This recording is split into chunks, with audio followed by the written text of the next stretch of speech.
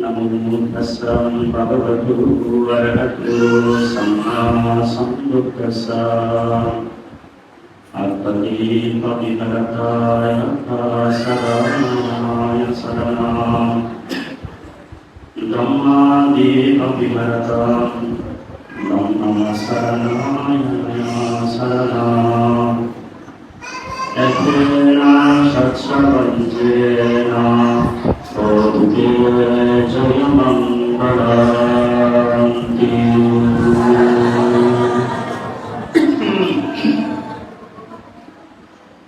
सर्वप्रथम शास्त्र আমাদের সকলের গুরু মহাকারী তথাগত সম্যক সম্বুদ্ধের প্রতি গভীর শ্রদ্ধা বন্দনা নিবেদন করছি। ভগবান বুদ্ধের অনুপ্রাণী বুদ্ধের ধর্মের প্রতি গভীর শ্রদ্ধা বন্দনা নিবেদন করছি এবং সুপ্রতিপন্ন সাহাবাদের সঙ্গে অনুত্তর পূর্ণক্ষেত্র মহান সঙ্গের প্রতি গভীর শ্রদ্ধা বন্দনা নিবেদন করছি। আজকে বুঝপুর থানাধীন পশ্চিম কোরিয়া শ্মশান বিহারের সকল উপাসক উপাসিকা দায়ক দায়িকা এবং বিহার পরিচালনা কর্তৃক বা সেবকর্মী যারা আছেন তাদের মধ্যে দিয়ে আয়োজিত নবদ্বীপ বিজ্ঞগণ এবং অর্থপ্রাণী যারা প্রয়াত হয়েছেন উপাসক উপাসিকাদের পুণ্যদানের উদ্দেশ্যে আজকে নবদ্বীপ উপসর্গী সংগঠন এই সংগঠন অনুষ্ঠানে যিনি সভাপতি, যিনি বাংলাদেশের একজন আর্থিক সুদেশক সরকারি শান্তিতা বিহারের অধ্যক্ষ শ্রদ্ধেয় শুভরামতি এসপি মহোদয় তাদের প্রতি বন্দনা নিবেদন করছি এবং অনুষ্ঠানে প্রধান জ্ঞাতি অন্তর্ভুক্ত জ্ঞান শ্রী সার্বজনীন বিহারের অধ্যক্ষ শ্রদ্ধেয় ধর্মময় ধর্মানন্দ এসপি আমাদের প্রতি বন্দনা নিবেদন করছি। উপস্থিত সকল বয়স শ্রদ্ধেয় রাহুল এসপি মহোদয় আমাদের প্রতি বন্দনা নিবেদন করছি এবং উপস্থিত আয়ুষ্মান ভূমিশ্রী স্থপতি অধ্যক্ষ নির্বাচনী জ্ঞাপন বিভাগ যে কিছুক্ষণ আগে আপনাদের নির্দেশনা করেছেন প্রদন্ত শিলেন্দ্রীয় স্থপতি এবং আপনাদের বিহার অধ্যক্ষ স্নেহভাজন সুমনপ্রিয় বিক্ষু মহোদয় অগ্রমশ বিক্ষু প্রমুখ গুণোত্তম সঙ্গের প্রতি ভবিষ্যতা বন্দনা নিবেদন করছি এবং যারা হয়েছেন তাদেরকে আপনারা স্মরণ করছেন ওনাদের প্রতি বিক্ষুব্ধ জীবনের পুনরাশি দান করছি। বিশেষ করে যারা আজকে অনুষ্ঠান আয়োজন করেছেন অঞ্চল গ্রামের সকল উপাসক উপাসিকাগণ দায়িত্বগণ এবং যারা বিহারে সমবেত হয়েছেন আপনাদের সকলের প্রতি বিক্ষুব্ধ জীবনের পুনরাশি দান করছি। সকলে তিনবার সাধুবাদ দিয়ে অনুমোদন করুন।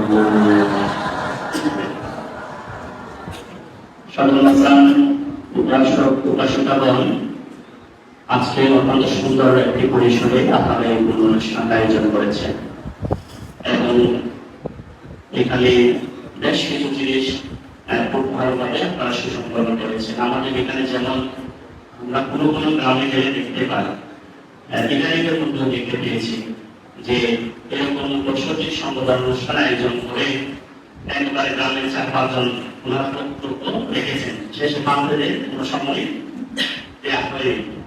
কিন্তু আপনারা শুধুমাত্র উনি সর্বোচ্চ হয়েছে বা অনেকে আছেন কিন্তু একজনকে দিয়েছেন সংযুক্তভাবে এত জটিল কোনো কিছু না করে একেবারে সকলকে আহ্বান জানিয়েছে সকলে এসে যেন আমরা ধন্য করে একসাথে বসে এখানে চাইলে আমাদের অনেক উপাসক ছিলেন আপনারাও বলতে পারতেন কিছু না কিছু, কিন্তু এটি আপনারা না করে আজকে কি করেছেন অনুষ্ঠানকে সুন্দর করেছেন। এখানে যেভাবে ছোট ছেলেমেয়েরা পঞ্চশীলা খুব আপনারা করেছেন অত্যন্ত দারুণ এবং চমৎকার সেগুলো তারা করেছে। আমি মনে করি সেই জন্য এটি গ্রামের উন্নতির একটি লক্ষণ এবং শ্রেণীর একটি লক্ষণ। পাশাপাশি এখানে আরেকটি বিষয় বই সংযুক্ত হয়েছে এটি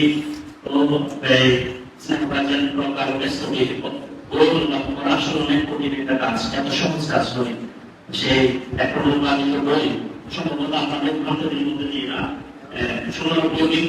শ্রীলঙ্কা থেকে এখানে এনেছেন, এনে আজকে দান করেছেন। এটি কিন্তু আপনার সম্মেলন আজকে শেষ, আজকে বইয়ের প্রণোদন করবেন শেষ, কিন্তু এই বইটা কিন্তু আমাদের 50 বছর আমরা কিন্তু জীবন যতদিন থাকে এই বইটি কিন্তু থাকবে এবং এটি কিন্তু আমাদের প্রয়োজন হবে এবং বইটি খুব চমৎকার একটি বই। আপনাদের যত সুন্দর রাজ্য ধর্ম নিয়ে এটি থেকে আপনারা অনেকগুলো সমাধান পাবেন। তাহলে এখানে এই জিনিসটি কিন্তু পুরো মানে সংবিধান অনুষ্ঠানকে আরো বেশি চিহ্নিত করিয়েছে। সুতরাং আমি উপাসক উপাসিকাগণ যারা আজকে অনুষ্ঠানে বিশেষ করে আপনারা আয়োজন করেছেন, এই গ্রামের উপাসক উপাসিকাগণ আপনারা দায়িত্ব করবেন। আপনি দেশনার ভারত আপনাদের সকলের মঙ্গল সুখ শান্তি কামনা করছি। আমি সংক্ষিপ্তভাবে ধর্ম আলোচনার দিকে দিতে চাই। আপনারা সকলে শুনে থাকবেন, আমাদের একজন বৌদ্ধ সাহিত্যের মধ্যে একজন রাজা ছিলেন যিনি ভবিষ্যতে আবার বুদ্ধ হবেন। তিনি হচ্ছেন রাজা প্রসেনজিৎ। ওনার সম্পর্কে বলা হচ্ছে উনি ভবিষ্যতে কি হবেন, বুদ্ধ হবেন, উনি মানবত্ব লাভ করবেন। সেই জন্য তিনি একদিন ভগবান বুদ্ধের কাছে গেলেন, একটা অসময়ে গেলেন, মানে সময় মতো গেলেন না। ভগবান বুদ্ধকে অভিবাদন করার পরে ভগবান বুদ্ধকে তিনি ভগবান বুদ্ধ মাকে বললেন যে রাজন, আজকে আপনি এত অসময়ে কেন আসলেন, মানে সময় মতো কেন আসলেন না?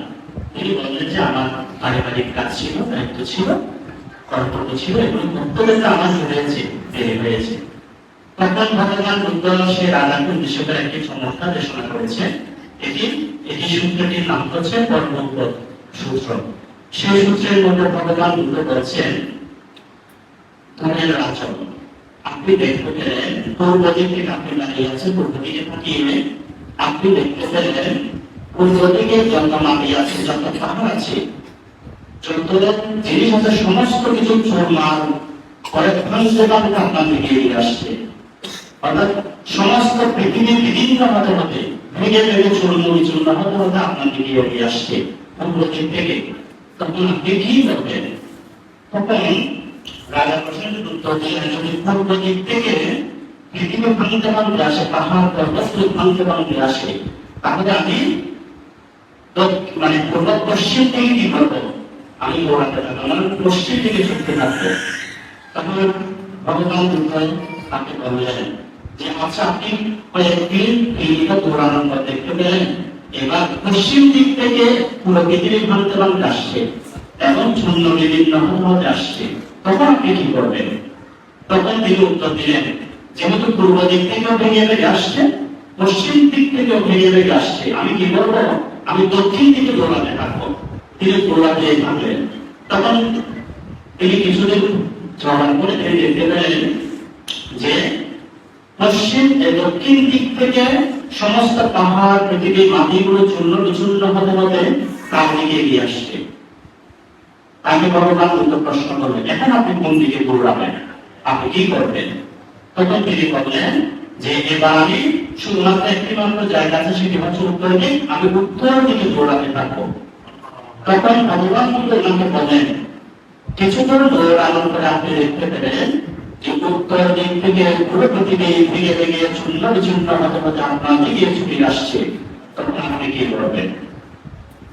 তখন রাজা বললেন, আমি ফিরে যাব, আমার আর কোনো কিছু করার নেই। উত্তর দিকেও যাওয়ার জায়গা নাই, পূর্ব দিকেও যাওয়ার জায়গা নাই, দক্ষিণ দিকে কিংবা পশ্চিম দিকে কোথাও অবস্থান করার মতো জায়গা না। সব দিক থেকে ভেঙে ভেঙে পৃথিবী ভেঙে ভেঙে আমার দিকে ছুটে আসছে, আমি ফিরে যাব, আমি স্থির হব।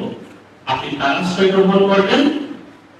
তিনি বললেন, এই সময় কোন সেনাপতি সেনারে এসে আমাকে বাঁচাতে পারবে না, আমার যাবতীয় অর্থ বিত্ত যা কিছু আছে সেগুলো এসে আমাকে বাঁচাতে পারবে না, আমার ক্ষমতা আমাকে বাঁচাতে পারবে না, আমার সেনারা আমাকে বাঁচাতে পারবে না। আমি কি করব? তখন আমি ধর্মের আশ্রয় গ্রহণ করব। কোন মাতা পিতা কিংবা জ্ঞানী বলে আমার আশ্রয় গ্রহণ করে তাদের তাকে আমার সেই তারা আমাকে এসে রক্ষা করা তাদের পক্ষে সম্ভব হবে না। একমাত্র রক্ষা করতে পারবে, একমাত্র আমাকে রক্ষা করতে পারবে আমার ভিন্ন কর্ম এবং আমার ধর্ম। আমি যে ধর্ম করেছি, যে কুশল ধর্ম করেছি, সে কোনোই ভাবে একমাত্র আমার নিরাপদ আশ্রয়, কারণ আর আপনার জায়গা নেই। এখন ভগবান বুদ্ধ প্রমাণ দিচ্ছে, আমাদের জীবনে এমন কতগুলো জিনিস আছে, বিষয় আছে, যেগুলো সবসময় আমাদেরকে অস্থির করে রেখেছে। আমরা যারা মানুষ হয়েছি বা সত্য হয়েছি, ভগবান বুদ্ধ বলছেন আমাদেরকে জড়া ধর্মগুলো সবসময় অস্থির করে রেখেছে, পালিত করে রেখেছে, আমাদের দিকে ছুটে আসছে। এখানে যারা এসেছেন, যারা মৃত্যু হয়েছেন, তাদের দিকে অলরেডি সেই জড়া এসে উপস্থিত হয়েছে, আপনাকে তাড়িত করছে, আপনাকে পীড়িত করছে, আপনাকে অস্থির করেছে। আপনার এই জড়া থেকে আমার মুক্তির কোনো উপায় নেই। তারপর ভগবান বুদ্ধ বলছেন যে ব্যাধি ধর্ম, আমাদেরকে ব্যাধি সব সময় তাড়িত করছে। ব্যাধি আমাদের সঙ্গে এসে যাচ্ছে। আমরা যখন অসুস্থ হই তখন বুঝতে পারি এই ব্যাধি কত বড় দুঃখ, কত বড় কষ্টকর জিনিস, সকলেই বুঝতে পারি। তারপর ভগবান বুদ্ধ বলছেন যে আমাদের দিকে মৃত্যু তেড়ে আসছে, ছুটে আসছে, আমাদেরকে ধ্বংস করার জন্য এগিয়ে আসছে, আমাদের মৃত্যু নিশ্চিত হবে। তাহলে আমরা কেন এটি সঠিকভাবে বুঝছি না যে শুধু পৃথিবীর ভেঙে ভেঙে আসছে এমন নয়, যারা ব্যাধি মৃত্যু ধর্ম সকলের জন্য সমানভাবে একইভাবে ছুটে আসছে, চতুর্পাশ থেকে কোনো পালানোর সুযোগ নাই। আমাদের কারো রক্ষা হওয়ার কোনো উপায় নাই। কোনো মাতা এসে, কোনো পিতা এসে, কেউ ব্যাধি এসে আমাকে রক্ষা করতে পারবে না। কোন অর্থবিত্ত ধন বলবেন আমাকে রক্ষা করতে পারবে না। কোন কার কাছ থেকে? জড়া ধর্মের কাছ থেকে, ব্যাধি ধর্মের কাছ থেকে, মৃত্যু ধর্মের কাছ থেকে কেউ আমাদেরকে রক্ষা করতে পারবে না। তখন আমাদের সবচাইতে নিরাপদ আশ্রয়টা কি? বুদ্ধ বলছেন, বুদ্ধ প্রসঙ্গে দাদা বলছেন, তখন আমাদের নিরাপদ আশ্রয় হলো ধর্মগুলোই, পুণ্যগুলোই, যেটি আপনারা আজকে এখানে বলছেন সেটি কি? দান ধর্ম, এখানে সংগদান এবং অষ্টপরিষ্কার দান করছেন। সবচেয়ে বড় বিষয় হচ্ছে যে সকলের মিলে করছেন, সকলের পরিবারের পূর্ণ হচ্ছে। একা করলে সেটি ব্যক্তিগত পূর্ণ, নিজের পরিবারের পূর্ণ, কিন্তু সামগ্রিকভাবে যেহেতু করছেন সকলের সকলকে রক্ষার জন্য চেষ্টা করছে। এটি সবচেয়ে গুরুত্বপূর্ণ বিষয়। সাধারণ প্রাণ উপাসক উপাসিকা বলেন। তো ভগবান বুদ্ধ এই জন্য কি বলেছেন? ভগবান বুদ্ধ বলেন যে কথাটি এখানে ঘটনা আবৃত্তি করা হয়েছে, আত্মাদীপ আদিকারতা আত্মশরণালয় শরণা, নিজের চাইতে বড় কেউ নয়, নিজের চাইতে শ্রেষ্ঠ কোনো শরণ নেই। নিজেকে রক্ষা করতে হয়, অন্য কেউ এসে আপনাকে রক্ষা করবে না। ধর্মাদীপ আদিকারতা, ধর্ম দীপ হওয়ার জন্য বুদ্ধ বলেন ধর্ম শরণালয়, ধর্মের চাইতে অন্য কোনো শ্রেষ্ঠ শরণ নেই। নিজেকে ধর্ম বা দীপ রূপে প্রতিষ্ঠিত করার জন্য ভগবান বুদ্ধ বলেন। আর সেই জন্য আপনি আপনাকে রক্ষা করতে পারবেন। অন্য কারো দ্বারা পৃথিবীতে এই পৃথিবীতে চলাচল মৃত্যু থেকে রক্ষা করা সম্ভব নয়। সেজন্য নিজেকে দীপ রূপে প্রতিষ্ঠিত করার জন্য বুদ্ধ বলেন। দীপ রূপে প্রতিষ্ঠিতটা কেমন? যেমন আমাদের বাংলাদেশের মধ্যে কিছু দ্বীপ আছে, সুন্দীপ আছে ধরেন, তারপরে সেন্টমার্কের দ্বীপ আছে, যেদিকে আমরা কি জন্য যাই, খাওয়ার জন্য যাই। সেরকম দ্বীপগুলো দেখবেন চতুর্পাশে পানি দ্বারা পরিবেষ্টিত, মাঝখানে একটি খালি মাঠ, যেটি ভূখণ্ড একটি পড়ে আছে, যেটি আমাদের যখন শেখ হাসিনা পালিয়ে গেছেন ওই সেন্ট মার্টিন নিয়ে অনেক কথাগুলো উঠেছিল সে সময়। তাহলে সেটি দাঁড়িয়ে আছে কিভাবে? চতুর্পাশে কিন্তু পানি আর পানি, অতই সাগর, কিন্তু মাঝখানে দ্বীপ রূপে সেন্ট মার্টিন দাঁড়িয়ে আছে। বুদ্ধ বলছেন আপনার দ্বীপ আবির্ভাবতা, নিজেকে ওই রকম দ্বীপের মতো প্রতিষ্ঠা করতে, যেরকম সমুদ্রে পতিত প্রাণীরাও দ্বীপের মাধ্যমে তারা নিরাপদ আশ্রয় লাভ করতে পারে, বাঁচতে পারে, টিকে থাকতে পারে। বুদ্ধ বলছেন নিজেকে টিকিয়ে রাখার জন্য কি করতে হবে? ধর্মের আশ্রয়ে আসতে হবে, পুণ্যের আশ্রয়ে আসতে হবে। আপনারা এই কথাটি বলে আমি প্রশ্নটি করতে চাই। যেমন ভগবান বুদ্ধ যেদিন করতে হবে এই ঘটনা আমরা সবাই জানেন, আমরা বলছি বুদ্ধ যেদিন বুদ্ধ হবেন, দেবতারা মাকে যখন দেখেছিল পালিয়ে গিয়েছিল, কারণ কি মায়ের শক্তিটা দেবতার শক্তির চাইতেও বেশি। দেবতা ইন্দ্ররা পালিয়ে গিয়েছিল, মারা বুদ্ধকে আক্রমণ করতে এসছে। তারপর সেখানে বুদ্ধের মাতা পিতারা ছিল না, কেউ কাকে রক্ষা করবে, কেউ ছিল না পাশে। কে রক্ষা করেছে বুদ্ধকে? নিজের আপন, নিজেকে নিজের পূর্ণ শক্তি রক্ষা করেছে। বুদ্ধ যখন প্রার্থনা করেছিলেন, প্রতিষ্ঠান করেছিলেন, এই পৃথিবীর বুকে আমি বারবার জন্মগ্রহণ করতে করতে দান শিবাদি সেই দশবিধ আমি পূরণ করেছিলাম।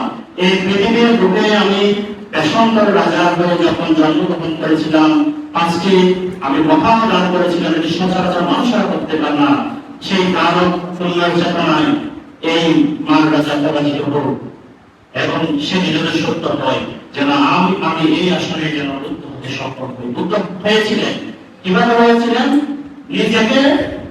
নিজে রক্ষা করতে পেরেছিলেন, নিজের পুণ্য পুণ্য ফলে নিজেকে রক্ষা করেছিলেন। সুতরাং শিক্ষা করেন আপনাকে অন্য কেউ রক্ষা করবে না, আমাদেরকে অন্য কেউ এসে রক্ষা করবে না, কোনো দেবতা কিন্তু অন্য কেউ এসে আমাদেরকে রক্ষা করে না। আমাদের রক্ষা করে আমাদের আপন ধর্ম আপন পুণ্য আমাদেরকে রক্ষা করে। সুতরাং সকলে এই বৈভাষিক বসবাসকালে আপনারা সেই সমাজের তত্ত্ব অনুশীলন করুন, ধর্ম অনুশীলন করুন, শিলাদি প্রতিপালনের চেষ্টা করুন। এটি আপনাকে ইহাকালে শুধু রক্ষা করবে এমন নয়, এটি আপনার জন্মান্তরকে আপনাকে রক্ষা করবে, আপনাকে সুরক্ষিত করবে এবং এটি আপনাকে একেবারে অন্তিমে নির্মাণ করার অংশীদার, আপনাকে নির্ভাব উপলব্ধি করাতে বা অন্যভাবে প্রতিষ্ঠিত করাতেও সমর্থ হবে। সুতরাং সকলে পুণ্যকর্ম করে ধর্মের মধ্যে দিয়ে আপনারা আপনাদের জীবন যাপন প্রতিপালন করুন। সকলকে পুণ্য দান করে মহান সঙ্গের প্রতি গভীর শ্রদ্ধা বন্ধনে উল্লেখ করে ঘোষণা করে সমাপ্তি করছি। জগতের সকল বাড়ি সুখী